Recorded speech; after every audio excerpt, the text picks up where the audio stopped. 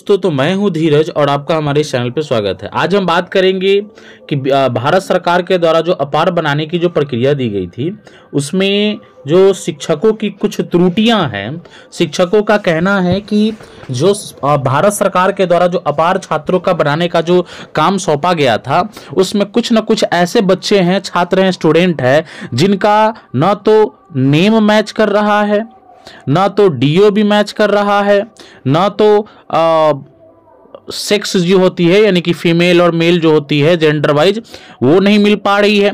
तो क्या है नहीं है उसकी हम सबसे पहले चर्चा करेंगे। क्या कह रहा है शिक्षा विभाग ने आज जो है एक पत्र जारी किया, जिसमें कहा गया है क्या कि देखिए, ये जो प्रेषक है शिक्षा विभाग की तरफ से सभी जिला शिक्षा पदाधिकारियों के ये दिया गया है, आज ही के डेट में ये जारी किया गया कि छात्रों के नामांकन पंजी के आंकड़ों में संशोधन को लेकर के, ये जो नामांकन पंजी है उसमें आंकड़ों को जो दिया गया है उसमें संशोधन करके उसमें अपार बनाने की जो कार्रवाई है वो आगे प्रगतिशील किया जाए।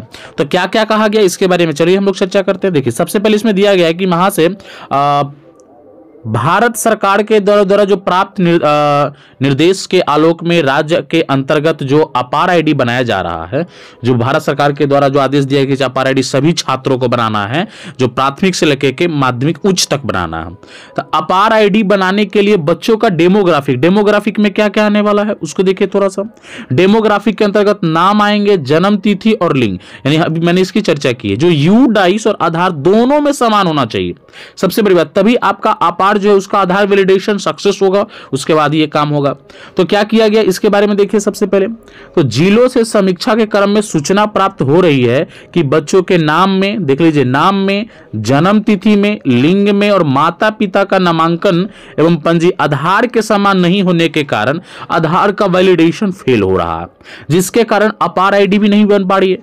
तो कुछ प्रिंसिपल साहब का कहना है कि देख लीजिए कि विद्यालय में नामांकन पंजी में कोई संशोधन नहीं करेंगे। ये भी सही बात है कि बाद में कुछ ऐसी घटनाएं बहुत सारे विद्यालयों में हो जाती है, कुछ बच्चों पे जो कोर्ट का मामला आ जाता है, तो उसको यदि नामांकन पंजी में करेक्शन या उसको संशोधन किया जाए तो उसमें बहुत सारी उसका समझ सकते हैं जो उसमें देखने को मिलता है कि उसकी बकायदा जो सारा मुआवजा उसको देखना पड़ता है, उसको बहुत ज्यादा परेशानी झेलनी पड़ती है। तो इसके कारण से वो जो संशोधन करना है वो संशोधन नहीं कर सकते, इनका ये कहना है। तो विद्यालय के शिक्षक के तर्क के कारण एक बच्चे का, अब देखिए, ये इन्होंने कहा हम संशोधन नहीं करेंगे, हम अपने नामांकन पंजी जो रजिस्टर में जिसमें हमने नामांकन किया था उसमें संशोधन नहीं करेंगे, इनका ये कहना है। तो नहीं करेंगे तो जिसके कारण एक बच्चे का अलग एक से ज्यादा प्रोफाइल बनने की प्राप्त हो रही है।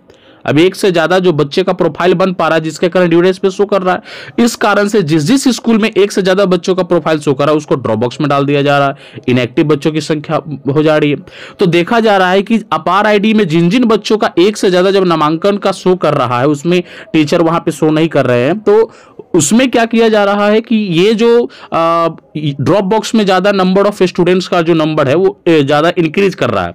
तो ये यूआईडीआई के द्वारा जो बच्चों के आधार में पर्याप्त साक्ष्य के साथ में ये कहा जाता है, जो आधार जो होता है, आधार को कभी भी एक बार ही संशोधन करने का प्रावधान है। नाम, जन्म तिथि, लिंग, ये सब जो एक ही बार संशोधन हो सकता है।